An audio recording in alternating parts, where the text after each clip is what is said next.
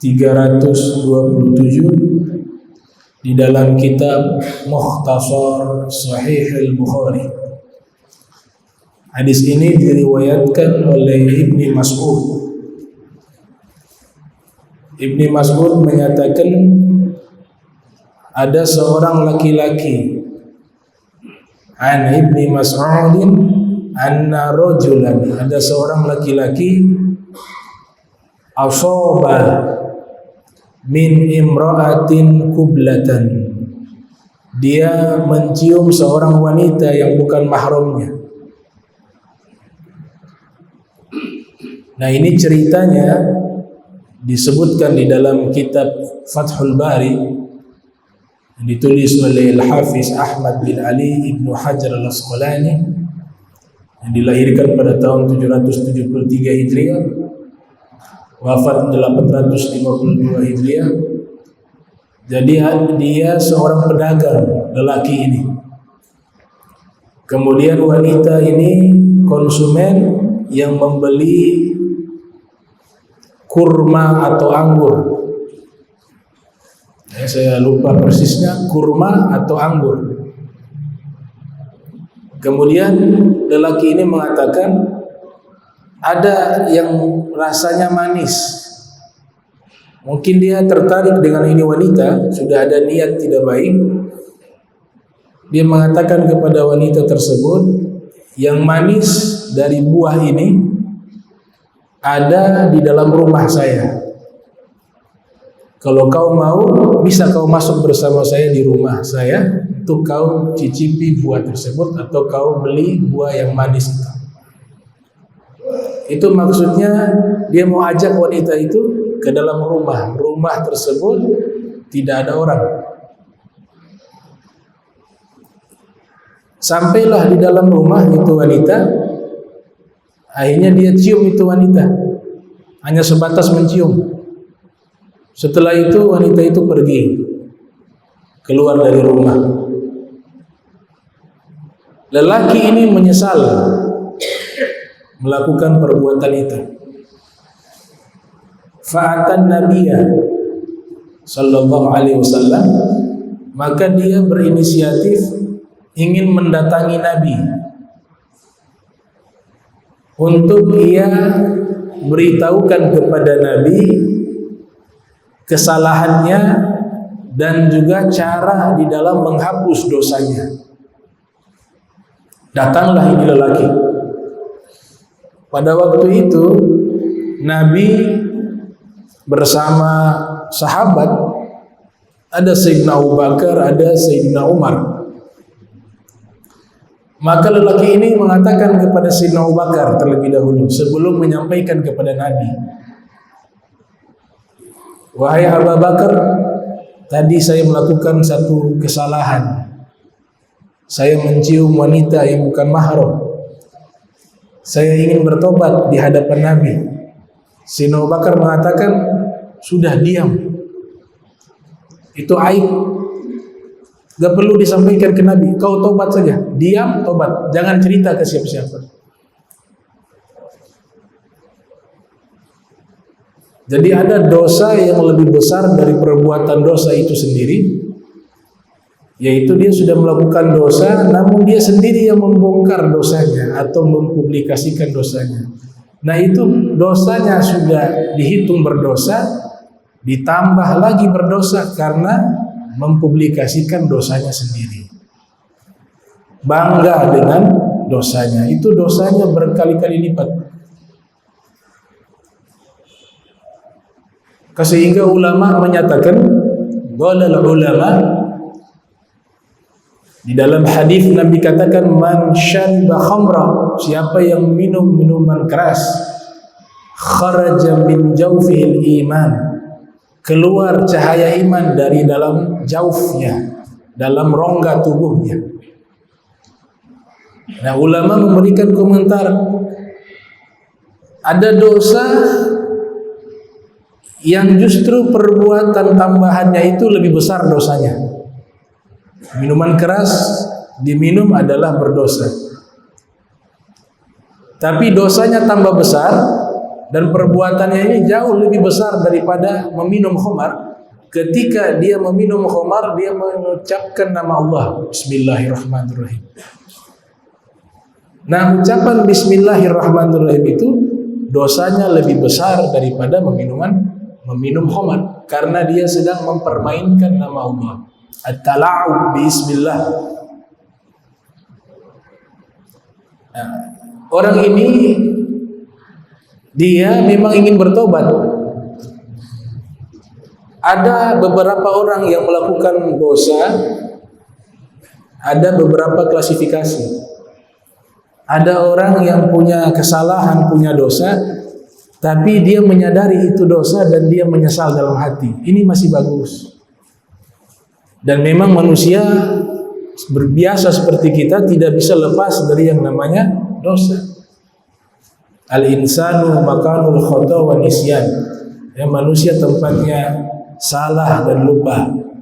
Wala tuzakki anfusakum. Jangan kalian wala tuzakku anfusakum.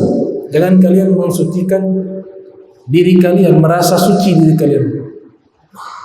Allah a'lamu biman ittaqa wa huwa a'lamu biman ittaqa. Dia Allah wa huwa a'lamu biman ittaqa. Dia Allah lebih mengetahui siapa yang bertakwa di antara kalian. Nah, yang kedua ini yang berbahaya. Sudah melakukan kejahatan tapi tidak merasakan itu satu perbuatan jahat. Sudah melakukan dosa tapi tidak merasa melakukan dosa, padahal dia tahu itu adalah dosa. Ini sulit untuk bisa berubah menjadi manusia yang baik. Karena bagaimana dia bisa berubah jadi baik kalau kesalahan saja, dosa yang dia lakukan, dia merasa itu bukan dosa. Sedangkan syarat taubat diantaranya adalah an-nadamah taubatun. Menyesal itu bagian daripada taubat. Derajat ketiga lebih fatal lagi. Sudah melakukan dosa, tidak merasa salah, justru sebaliknya merasa bangga dan mengajak orang untuk melakukan dosa yang ia lakukan. Nah, ini lebih fatal. Ini lebih berbahaya. Nah, kalau ada orang bikin dosa, rasa menyesal dalam hati, penyesalan itu sudah menggugurkan dosanya. Hanya tambah disempurnakan lagi. Tekad tidak mengulanginya dan juga mencabut perbuatan dosa tersebut. Ini orang dia mau bertobat. Dia datangi Sayyidina Abu Bakar. Saya melakukan tadi, saya cium wanita yang bukan mahram. Sayyidina Abu Bakar mengatakan, diam, jangan kau ceritakan. Bertobat kepada Allah. Masih belum puas, dia datangi Sayyidina Umar. Wahai Umar, saya tadi melakukan dosa, mencium wanita yang bukan mahram. Bagaimana? Saya mau bertobat. Kata Sayyidina Umar, jangan ceritakan kepada siapa-siapa. Jawabannya sama seperti Sayyidina Abu Bakar. Tutupi dosamu itu. Tidak perlu dicerita ke siapa-siapa. Bertobat kepada Allah. Namun orang ini masih belum puas. Akhirnya dia datangi Nabi Muhammad sallallahu alaihi wasallam. Ketika mendatangi Nabi sallallahu alaihi wasallam, ia sampaikan perbuatannya itu, Nabi tidak hiraukan. Maksudnya Nabi sudah gak perlu cerita sudah. Sisa kau bertobat tidak perlu disampaikan. Karena nanti itu masuk ke bab membongkar aib diri sendiri. Membongkar aib diri sendiri. Kalau ada orang yang memang sengaja ingin membongkar aib orang itu, sedangkan orang itu sudah berusaha menutup aibnya, dan memang orang ini ingin punya niat memang ingin membongkar aibnya orang, maka dia jadi mata-mata, tajasus. Nah, orang yang seperti ini Nabi katakan, man ayyara akhahu bidzanbin lam yamut hatta ya'mala bih. Orang yang kerjaannya hanya mencari tahu dan memata-matai kekurangan atau aib atau dosa saudaranya, maka dia sebelum meninggal dunia maka akan dia melakukan dosa tersebut. Itu hadis dari Nabi Shallallahu Alaihi Wasallam. Dia sampaikan lagi kepada Rasul. Rasul diam. Berulang-ulang kali, ya Rasulullah, saya melakukan dosa begini, dan seterusnya. Akhirnya Nabi terdiam. Allah turunkan wahyu kepada Nabi. Fa'anzalallahu azza wa jalla aqimis salata tarafain nahari wa zulfan minal laili innal hasanati yudhibna as-sayyi'at wa dzikra lidzakirin. Surat Hud ayat 114. Turunlah ayat aqimis sholata, dirikanlah solat di dua penghujung siang dan awal dari waktu malam. Sesungguhnya kebaikan-kebaikan itu akan menghapus dosa-dosa tersebut. Ayat ini turun. Faqala ar-rajul, maka lelaki tersebut berkata, ya Rasulullah, aliyah hadza, apakah ayat ini Allah turunkan khusus untukku? Qala Nabi, li jami'i ummati kullihim. Ayat ini Allah turunkan kepada seluruh umatku. Nah, ini yang namanya sababun nuzul. Namanya sababun nuzul atau bentuk jamaknya asbabun nuzul. Sehingga firman atau wahyu yang Allah wahyukan kita memahami sesuai dengan konteks. Ternyata ayat ini turun ceritanya begini, sehingga kita memahaminya dengan profesional, pas pada porsinya. Bukan hanya teks, tapi juga kita paham secara konteks. Dan sangat penting untuk mengetahui asbabun nuzul. Ada beberapa ulama mengatakan, dikutip oleh Imam Suyuti yang dilahirkan tahun 849 Hijriah, wafat 911 Hijriah, di dalam kitab Al-Itqan fi Ulumil Quran, seorang ulama ahli Al-Quran namanya Al-Imam Al-Wahidi Naisaburi mengatakan, la yumkinu tafsirul ayah duna wuqufi ala qissatiha wa bayani sababi nuzuliha atau kama qala. Ia katakan tidak mungkin seseorang bisa menafsirkan ayat Al-Quran. Tidak mungkin seseorang bisa menafsirkan ayat Al-Quran tanpa mengetahui kisahnya dan sabab nuzulnya. Itu pernyataan ulama tafsir bernama Al-Imam Al-Wahidi An-Naisaburi yang menulis kitab Asbabun Nuzul. Beliau punya kitab judulnya Asbabun Nuzul. Ulama lainnya Al-Imam Ibnu Daqiq Al-Aid, beliau juga menyatakan pendapat yang selaras dengan disampaikan oleh Imam Al-Wahidi, ma'rifah sababin nuzuli huwa tariqun qawiyyun ila fahmil Qur'ani atau kama qala. Mengetahui sebab turunnya ayat itu adalah satu cara yang sangat kuat di dalam memahami makna Al-Quran. Bahkan Ibnu Taimiyah juga menyatakan hal yang sama. Bayanu sababin nuzuli, menjelaskan sebab turunnya ayat, yu'inu ala fahmi Al-Quran. Hal itu dapat membantu di dalam memahami Al-Quran. Li'annal ilma bisabab yurithul ilma bil musabbab. Karena mengetahui sebab itu dapat mewariskan pengetahuan terhadap akibat. Jadi ulama-ulama tafsir mereka harus paham itu. Ayat ini turun, kronologisnya seperti apa, kisahnya seperti apa, dijelaskan oleh mereka. Di sini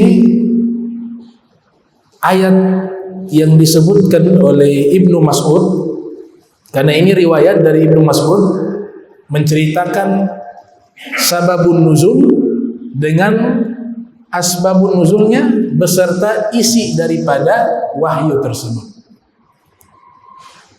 Ayat ini di surat Hud ayat 114 dijelaskan oleh Imam Qurtubi.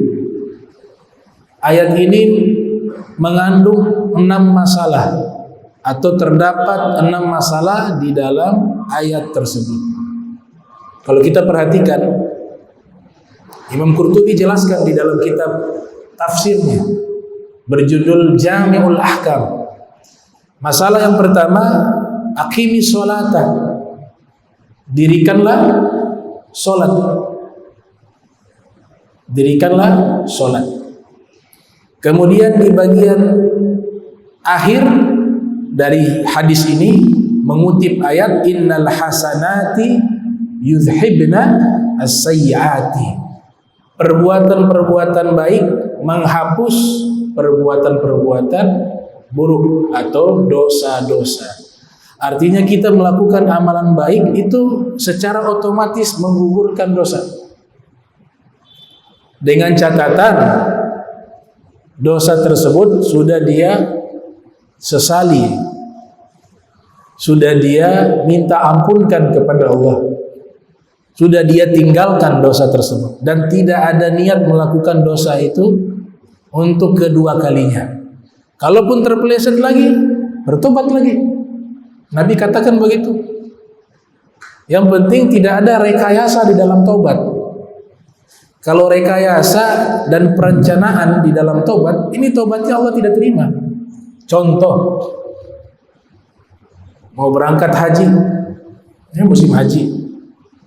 Wah, kalau berangkat haji ini kan dosa diampuni, ibadah semuanya.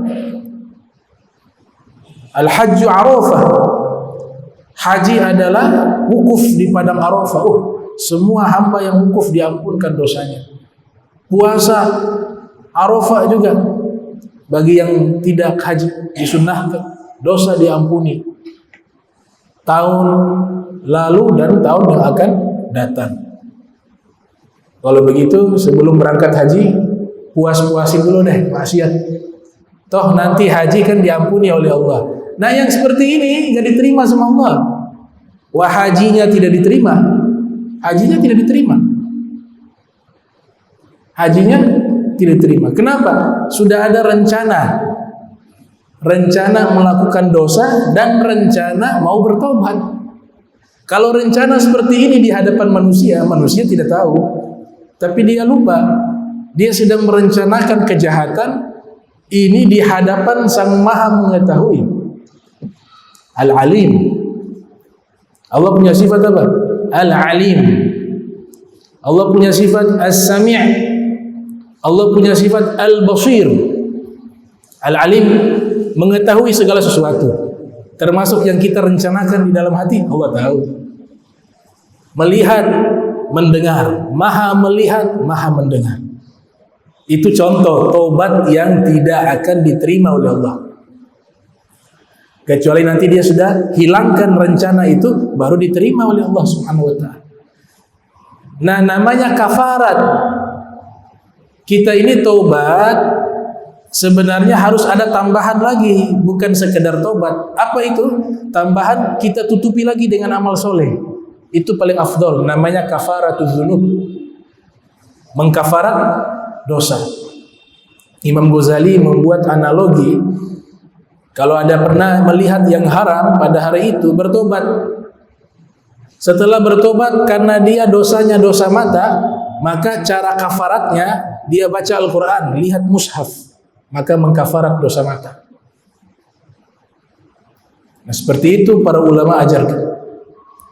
Dan ini sesuai hadis Nabi, ittaqillaha haitsuma kunta wa adbi'is sayyi'atal hasanata tamhuha wa khaliqin nasa bi khuluqin hasanin.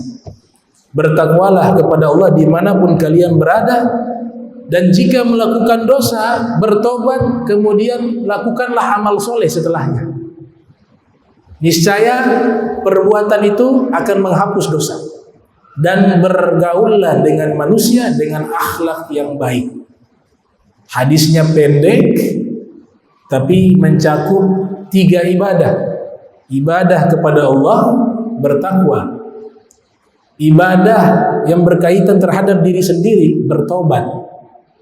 Dan ibadah yang berkaitan dengan manusia, khaliqin nas, yaitu berakhlak baik kepada manusia. Jadi kafarat. Nah, di ayat ini coba kita perhatikan, ada 6 masalah kata Imam Qurtubi. Yang pertama, aqimis sholata, dirikanlah solat. Oh, solat ini mengkafarat dosa. Solat wajib itu menghapus dosa. Makanya ulama tafsir, kami pelajari dalam tafsirnya Imam Baghawi, Ma'alimut Tanzil, yang dilahirkan tahun 433 Hijriah. Beliau mengatakan makna aqimis sholata, dirikanlah solat, yang dimaksud as-sholatu al-mafruḍah, solat yang wajib. Jadi solat yang wajib 5 waktu itu menggugurkan dosa-dosa kita. Dan kita harus tahu diri, kita gak lepas dari namanya dosa, mau disengaja maupun tidak disengaja. Cara mencuci dosa, menghapus dosa, Allah Ta'ala sudah atur, Allah Ta'ala sudah setting, yaitu setiap hari harus ada 5 kali mandi untuk menghilangkan najis-najis di tubuh kita. Najis secara fisik, kotoran-kotoran, tapi ada najis non fisik, yaitu dosa-dosa, terhapus. Luar biasanya ini sholat. Kalau kita kaji, Allah sebutkan kata sholat itu 99 kali dalam Al-Quran. 99 kali. Sesuai dengan nama Allah, Asmaul Husna. Walillahil asmaul husna fad'uhu biha. Inna lillahi tis'atan wa tis'ina isma man ahsaha dakhalal jannah. Akhrajahu Tirmidzi fi sunanih. Nabi mengatakan Allah Ta'ala memiliki 99 nama. Siapa yang menghafal, kata Imam Sultanul Ulama Izzuddin Abdissalam dalam kitab Syajaratul Ma'arif, menyatakan dia hafal dan dia amalkan nama-nama indah Allah di dalam hidupnya, dakhalal jannah, niscaya dia masuk ke dalam surga. Tidak semua nama-nama Allah kita harus pakai. Ada nama Allah yang haram kita gunakan. Al-Mutakabbir, itu khusus untuk Allah yang maha sombong. Kalau Allah yang maha sombong, wajar, sifatnya Allah, gak ada lagi di atas Allah. Nah, sifat yang ini gak boleh dipakai oleh makhluk. Al-Mutakabbir, Al-Qahhar, Al-Qahhar yang maha berkuasa, itu mutlak milik Allah. Dalam hadis qudsi dinyatakan, atau kama qala, al-kibriya'u izari wa izzatu ridai, faman akhadha minhuma qadhaftuhu finnari wala ubali. Kesombongan itu adalah sarungku, kata Allah. Keagungan itu adalah selendangku. Siapa dari makhluk-makhlukku yang mengambil sarungku dan selendangku, maka aku akan lemparkan dia ke dalam neraka, aku campakkan dia, dan aku tidak peduli dengan keadaannya. Maknanya apa? Ngambil sifat sombongnya Allah, sifat maha besarnya Allah. Kalau sombong tidak, bahasanya konotasi tidak baik. Saya klarifikasi lagi, bukan sombong, maha besarnya Allah. Sombong kan artinya negatif. Maha besarnya Allah. Al-Izzah, maha mulianya Allah. Itu hanya milik Allah. Oleh sebab itu, kata solat 99 kali bisa dicek. Setiap disebutkan di dalam firman solat dihitung oleh ulama 99 kali. Ada kitab yang membahas tentang hitungan-hitungan seperti itu. berjudul Al-Mu'jam Al-Mufahras li Alfadhil Quran. Luar biasanya lagi ketika kata solat dalam bentuk jama' as-sholawat itu 5 kali dalam Al-Quran, sesuai dengan kewajiban solat 5 waktu. As-sholawat bentuk jama' 5 kali. Kemudian ketika bentuknya perintah aqimus sholata itu 17 kali disebutkan, sesuai dengan jumlah rakaat di sholat 5 waktu. 17 ya. Lebih luar biasa lagi, sujud disebutkan 34 kali dalam Al-Quran, sesuai dengan sujudnya orang sholat 5 waktu, 34 kali. Makanya sholat Nabi gambarkan sebagai tiang agama, sholat 5 waktu. Mau bicara ketemu ini, ketemu Nabi Khidir, ketemu ruhnya Syekh Abdul Qadir Jailani, ketemunya ini, gak sholat, Nabi katakan apa? Dia sudah menghancurkan agamanya.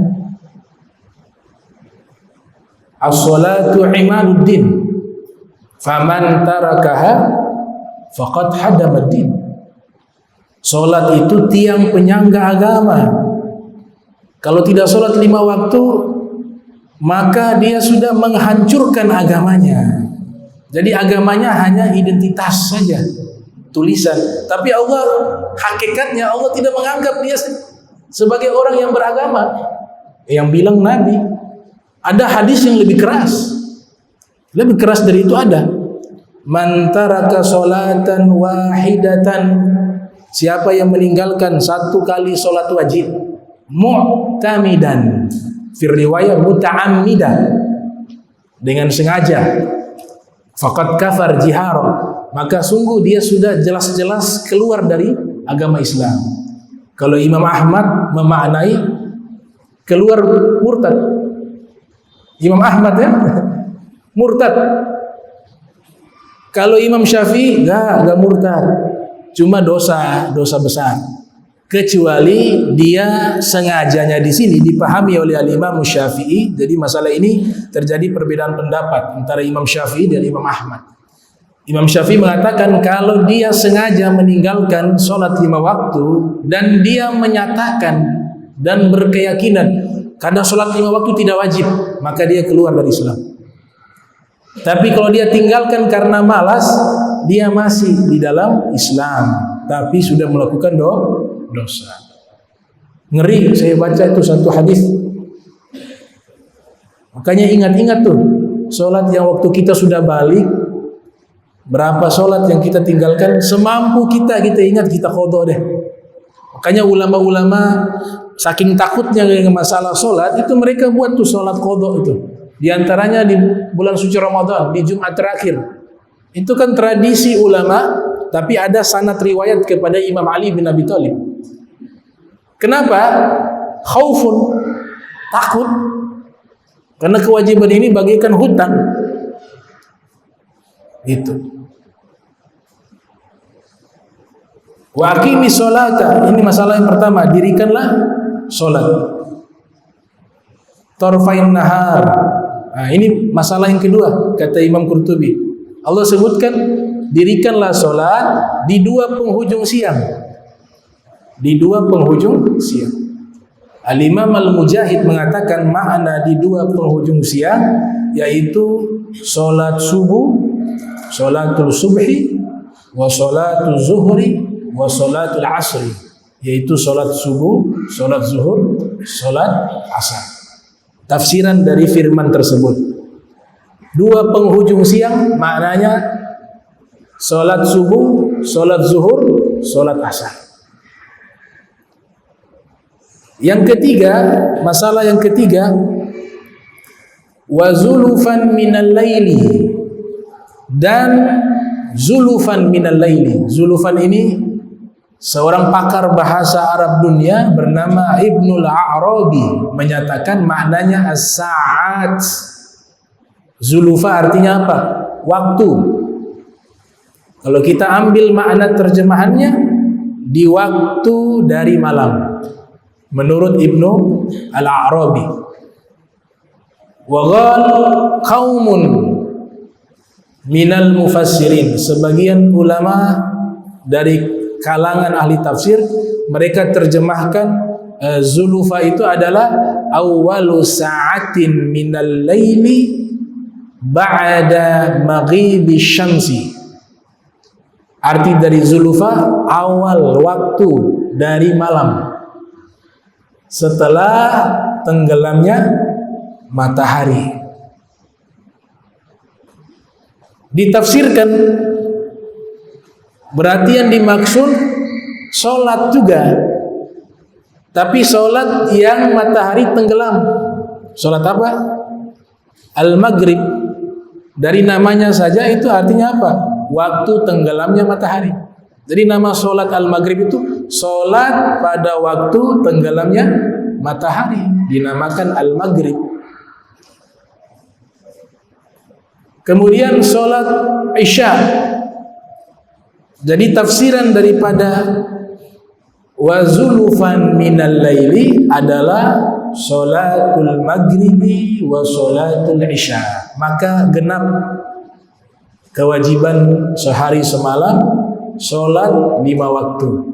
Yang pertama tadi tarafain nahar adalah sholat subuh, sholat zuhur, sholat asar. Wa zulufan minal lail adalah sholat maghrib dan sholat isya. Sudah 3 masalah. Aqimi sholata tarafain nahari wa zulafan minal lail. Masalah yang keempat di ayat ini, innal hasanati yuzhibnas sayyi'at. Sesungguhnya kebaikan-kebaikan menghapus dosa-dosa. Ternyata diteliti di dalam tafsir, kesepakatan sahabat Nabi, para sahabat Nabi sepakat, para tabi'in generasi setelah sahabat juga sepakat, yang dimaksudkan innal hasanati di ayat ini adalah sholat 5 waktu. Kalau kita belajar ilmu balaghah, ilmu bayan, ilmu ma'ani, ilmu badi', ilmu sastra bahasa Arab, salah satunya namanya ilmu bayan. Ilmu bayan. Di situ ada pembahasan, dibahas 3 masalah. Masalah at-tashbih, masalah majazi dan kinayah. Nah, al-hasanati ini idiom, kiasan. Tapi yang dimaksud oleh Allah di sini adalah sholat 5 waktu. Artinya sholat 5 waktu itu menghapus dosa-dosa. Yang bahayanya dosa sudah banyak tidak pernah dihapus. Maknanya apa? Tidak pernah sholat. Padahal dosanya banyak. Al-Imam Ali Zainul Abidin. Al-Imam Ali Zainul Abidin, julukannya As-Sajjad. Itu julukan beliau, As-Sajjad. Sigot mubalaghah, bukan As-Sajid. Bukan As-Sajid tapi As-Sajjad. Ma farqu baina As-Sajid wa As-Sajjad? Apa perbedaan As-Sajid dengan As-Sajjad? Perbedaannya jauh. Kalau As-Sajid sujud, orang yang sujud, lumayanlah dia sujudnya, lumayan dia sholatnya, lumayan as-sajid. Tapi Al-Imam Ali Zainul Abidin bin Husain, beliau julukannya As-Sajjad, bukan sujud yang biasa, adalah orang yang sangat banyak sujudnya kepada Allah. Itu julukannya tuh. Sangat banyak sujudnya kepada Allah. Padahal beliau bukan main-main, beliau anak dari Al-Imamul Husain, cucu dari Imam Ali. Buyut ke atas sedikit sampai kepada Nabi. Nabi pernah masukkan liurnya Nabi ke dalam mulutnya.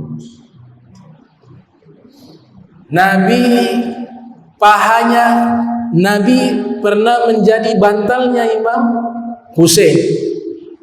Imam Husain ketika tidur di pahanya Nabi, Nabi mengatakan kepada sahabat yang bernama Jabir, Sayyidina Jabir, fil riwayah, wahai Jabir, Nabi kemudian angkat Imam Husain di pangkuannya Nabi.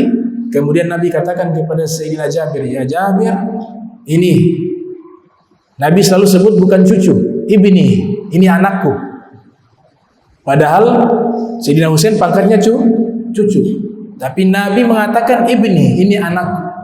Karena nanti nasabnya dari situ. Ini anakku nanti menikah dan akan punya anak. Kata Rasul, anaknya ini nanti dipanggil di hari kiamat, diberikan pengumuman khusus di hari kiamat, seluruh manusia hadir. Falyagum Sayyidul Abidin, wa fir riwayah Zainul Abidin. Bangunlah pemimpin ahli ibadah. Wa fir riwayah, bangunlah perhiasan para orang-orang ahli ibadah yang berdiri anaknya. Kata Nabi Muhammad. Jadi Nabi yang berikan julukan itu. Dan dia nanti punya anak, namanya seperti namaku, Muhammad Al-Baqir. Kalau kau ketemu mereka, sampaikanlah salamku kepada mereka. Waktu berjalan, Sayyidina Jabir umur panjang, ketemu dengan Muhammad Al-Baqir, masih anak-anak, disampaikan salam. Selesai itu pulang, meninggal dunia. Jadi Allah panjangkan umurnya hanya untuk menyampaikan salamnya Nabi Muhammad sallallahu alaihi wasallam. Coba lihat tuh, sudah ada jaminan pemimpin ahli ibadah yang berdiri beliau di hari kiamat. Makna berdiri bukan sekedar berdiri, tapi diizinkan memberikan syafaat, pertolongan kepada siapapun yang beliau kehendaki. Tapi ibadahnya itu dijelaskan dalam kitab Tarajum, itu 1000 rakaat setiap hari.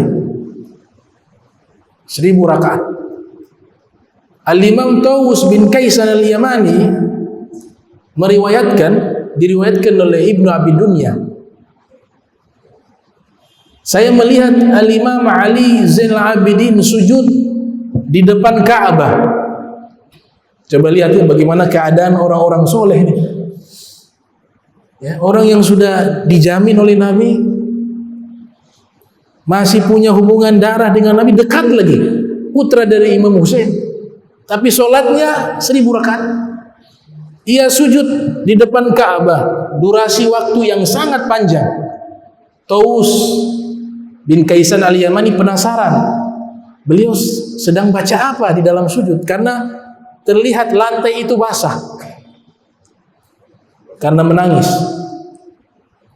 Didekatin oleh Taus, ternyata lagi membaca doa.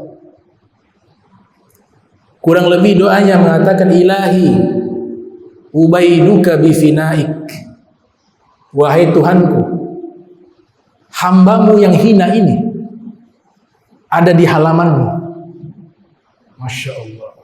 Pakai bukan abduka. Kalau abduka itu hambamu, untuk menyebut sebagai hamba, beliau tidak merasa pantas untuk diri beliau. Padahal setingkat beliau. Ubaiduka bifinaik, hambamu yang kecil ini, yang hina ini ada di halamanmu ya Allah. Miskinuka bifinaik, dan orang yang miskin butuh rahmatmu saat ini ada di halamanmu. Faqiruka bifinaik, dan hambamu yang fakir ini ada di halamanmu. Sa'iluka bifinaik, dan pengemis rahmatmu ya Allah sekarang ada di halamanmu. Itu doanya Imam Ali Zainal Abidin. Nah sekarang sholat tidak sampai 1000, bukan cucunya Imam Husain, bukan cucunya Imam Ali. Tiap malam beliau sedekah kepada fuqara wal masakin, sampai dikatakan ratusan kepala keluarga miskin beliau tanggung nafkahnya, dan beliau bawa sendiri gandum di pundaknya Dan beliau letakkan makanan-makanan di depan pintu-pintu orang-orang fakir miskin dan mereka tidak tahu di malam itu. Tapi doanya begitu. Zaman sekarang kayak akrab sekali dengan Tuhan. Saya kalau doa sama Tuhan ya saya bilang saja harus begini Tuhan. Kenapa Tuhan harus begini? Nah ini berbeda. Orang yang mengenal Allah punya adab karena dia ma'rifatullah. Jadi jangan merasa sok dekat dengan Tuhan kemudian mengajarkan orang untuk tidak beradab kepada Allah Subhanahu wa taala. Al-Imam Al-Ghazali seperti itu. Untuk sebut sebagai seorang hamba gak berani. Sebut dirinya hebat, bilangnya fakir, miskin, pengemis, itu saya. Kata Imam Al-Ghazali. Kalau beliau saja seperti itu, bagaimana kita? Itu. Bahkan kakek beliau Imam Ali bin Abi Thalib sudah jelas-jelas Nabi katakan bahwa beliau adalah orang yang dijamin masuk surga. Nabi katakan gerbang ilmu, Nabi katakan Al-Quran bersama Imam Ali dan seterusnya. Imam Ali berdoa, ya Allah ampunkanlah saya karena begitu besar dosa-dosa saya. Wa ana minaz zalimin, dan saya ya Allah termasuk orang-orang yang zalim. Saya termasuk orang-orang yang zalim. Jadi jangan kepedean dekat-dekat kayak magum-magum wali, kutub selatan, kutub utara. Nabi di dalam mobil ikut ambil tempat sampah. Doa minta, kok jadi Tuhan seperti itu ya? Itu berbeda. Ini gambaran bagaimana orang-orang soleh terdahulu begitu. Udah berani. Allah Maha Besar, Allah Maha Suci, Allah Maha Mulia. Ini masalah innal hasanati yudhibna sayiat. Sesungguhnya pahala-pahala atau solat-solat 5 waktu menghapus dosa. Ada hadis Nabi katakan, "Lau ra'aitum anna bi babi ahadikum nahra yagtasilu minhu kulla yawmin 5 marrat hal yabqa min darihi syai'un?" Bagaimana menurut kalian kalau depan rumah kalian ada sungai? Kemudian sungai tersebut kalian pergunakan untuk mandi 5 kali dalam waktu sehari. Apakah kotoran tersebut yang ada di tubuh kalian masih tersisa? Sahabat menjawab, la ya Rasulullah, la yabqa min darinihi syai'un. Tidak mungkin itu kotoran yang di tubuh kita akan tersisa. Mandinya 1 hari 5 kali. Gak mungkin tersisa. Kemudian Nabi SAW bersabda, beberapa riwayat mengatakan, fadzalika mathalu salawatil khamsi. Nah itu perumpamaan salat 5 waktu. Yamhullahu subhanahu wa ta'ala bihinna al-khatoya. Dengan salat 5 waktu itu Allah menghapus seluruh dosa-dosa kalian. Jadi kalau orang laksanakan salat 5 waktu di hari itu, dia sudah laksanakan 5 waktu itu, dosanya sudah bersih. Sebagaimana ia mandi 1 hari 5 kali.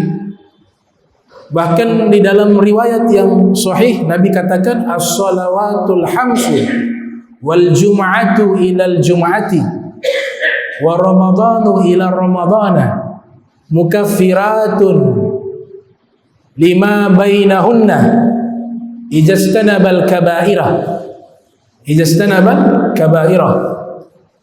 Salat 5 waktu, 1 Jumat ke Jumat yang satunya lagi, Ramadan ke Ramadan yang satunya lagi, Ramadan yang akan datang, Jumat yang akan datang.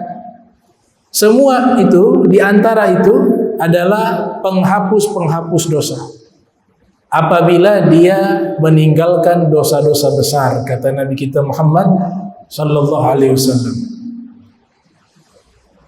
Akhlak yang baik juga menghapus dosa. Akhlak yang baik. Dan Nabi kita Muhammad sallallahu alaihi wasallam sebagaimana hadis tadi disampaikan, bukan hanya takwa kepada Allah belum sempurna.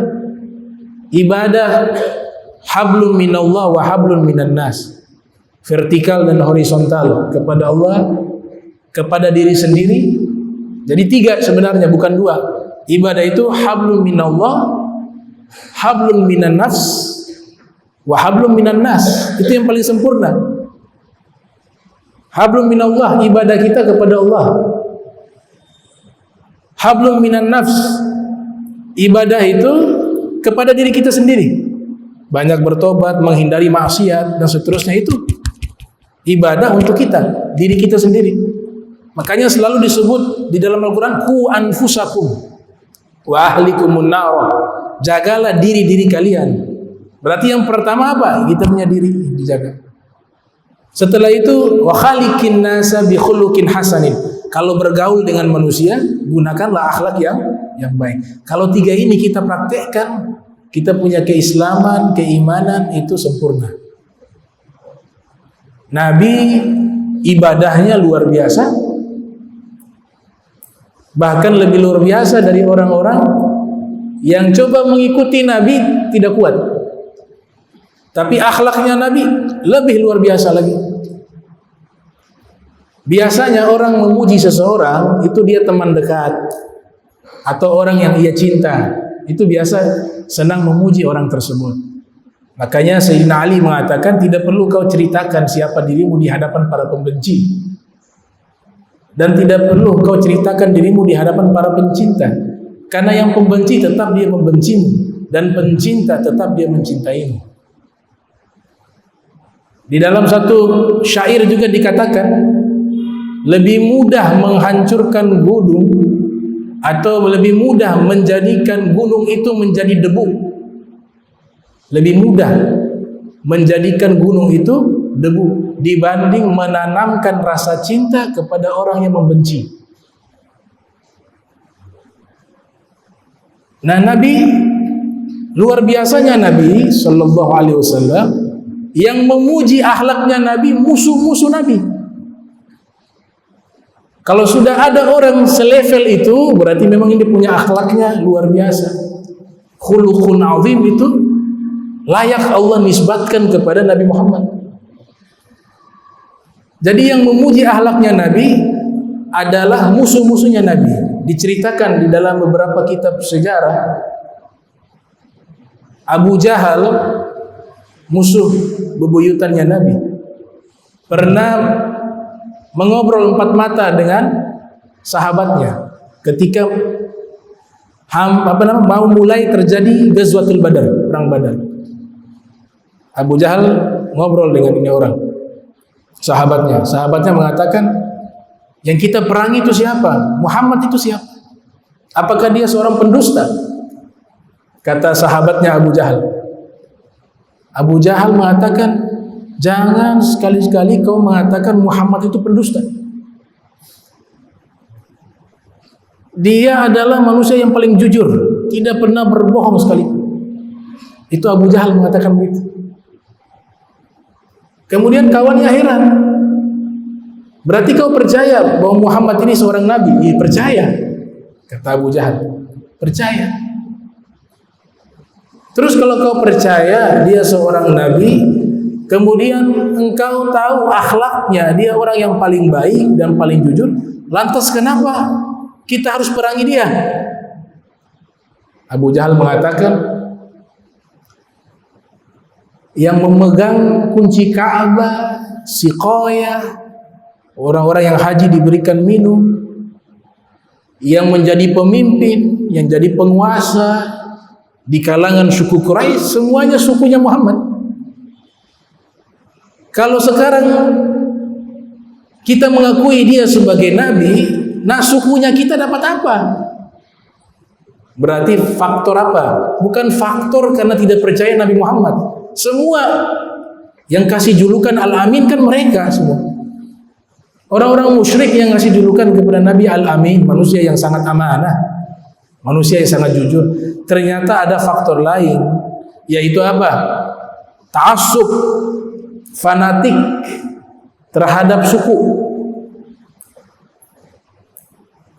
Kata Abu Jahal, kalau Nabi juga mereka, yang megang juga Ka'bah mereka, yang jadi pemimpin juga mereka, yang mengurus haji mereka, semuanya mereka. Kemudian ditambah lagi Nabi juga dari mereka. Kita punya suku dapat apa? Gak bisa lagi kita saingi mereka. Itu kata Abu Jahal. Makanya dalam syair itu dikatakan, al-fadlu syahidat bihil a'da'u. Kemuliaan yang sesungguhnya jika sudah diakui oleh musuh. Akhlak yang mulia yang sesungguhnya jika musuh-musuh itu sendiri sudah mengakui akhlaknya. Sebagaimana Abu Jahal. Coba lihat bagaimana akhlaknya Rasul. Abu Jahal punya anak namanya Ikrimah. Abu Jahal nama aslinya Amrun bin Hisham. Karena sudah tahu Nabi itu benar, jelas-jelas tahu Nabi itu benar, tapi tetap diingkari, maka jadilah julukan Abu Jahal, bapaknya orang bodoh atau bapaknya kebodohan. Karena sudah tahu benar, gak mau ikut. Nabi kalau membaca wahyu di tengah malam, Abu Jahal itu sering mengupingi bacaan Al-Qurannya Nabi. Dia nikmati Rasulullah membaca Al-Quran tengah malam, tapi dia lihat kanan kiri, takut ada yang lihat. Kalau lihat ketahuilah, ternyata kau juga hadir. Ternyata pernah juga berpapasan dengan salah satu orang musyrik juga, tokoh juga. Ketika mereka nikmati Nabi membaca Al-Quran, tiba-tiba mereka mundur berlahan-lahan, saling berterakan. Lihat ya, kamu di sini. Kenapa? Akhirnya saling jujur. Kita sedang nikmati bacaan Al-Qurannya Muhammad. Ini bukan syair ini, kata mereka begitu. Ini bukan syair, ini bukan puisi, ini bukan prosa. Ini adalah kalam ilahi yang keluar dari lisannya Sayyidina Muhammad. Percaya mereka. Masuk Islam anaknya Ikrimah. Abu Jahal meninggal, wafat, mati di perang Badar, Ghazwatul Badar. Anaknya Ikrimah masuk Islam. Ketika Ikrimah mau hijrah ke Madinah, karena sudah terbiasa menyebut ayahnya dengan julukannya Abu Jahal, bapaknya bodoh. Sudah terbiasa, jadi mereka sebut Ikrimah bin Abi Jahal. Ikrimah putranya bapak bodoh. Ini akhlaknya Nabi Muhammad. Nabi Muhammad menjaga perasaan orang, walaupun itu adalah putra dari musuh bebuyutan Nabi Muhammad. Kata Nabi kepada sahabat, dapat informasi Ikrimah mau hijrah ke Madinah. Nabi menyatakan, ya'tikum Ikrimah ibn Abi Jahal, muhajiran mu'minan. Akan datang Ikrimah bin Abi Jahal, kata Nabi. Karena mereka kenalnya Abi Jahal, nama aslinya mereka tidak paham. Makanya Nabi katakan akan datang Ikrimah, putranya Abi Jahal. Dia datang dalam keadaan sudah beriman kepada Allah dan Rasul, dan dalam keadaan hijrah, muhajiran. Kemudian Nabi menyatakan kepada seluruh sahabat yang hadir, dikumpulkan semuanya, fala tasubbu abahu. Saya mohon kepada kalian, jangan pernah mencela ayahnya. Jangan pernah menyebutkan di dalam kitab Mishkatul Masabih, disyarahkan di situ, Nabi mengatakan juga jangan memanggil dia dengan Ikrimah ibn Abi Jahal. Panggillah Ikrimah ibn Amrin. Nabi ganti tuh gelar yang sudah, gelar ini wahyu dari Allah. Tapi Nabi berakhlak, jaga perasaan daripada putranya Ikrimah. Fala tasubbu abahu fa inna sabbal mayyit yu'dhil hayy. Karena ketika kalian mencela orang yang sudah mati, maka itu menyakiti orang yang hidup. Maknanya apa? Tersakiti hatinya Ikrimah. Itu akhlaknya Nabi Muhammad SAW.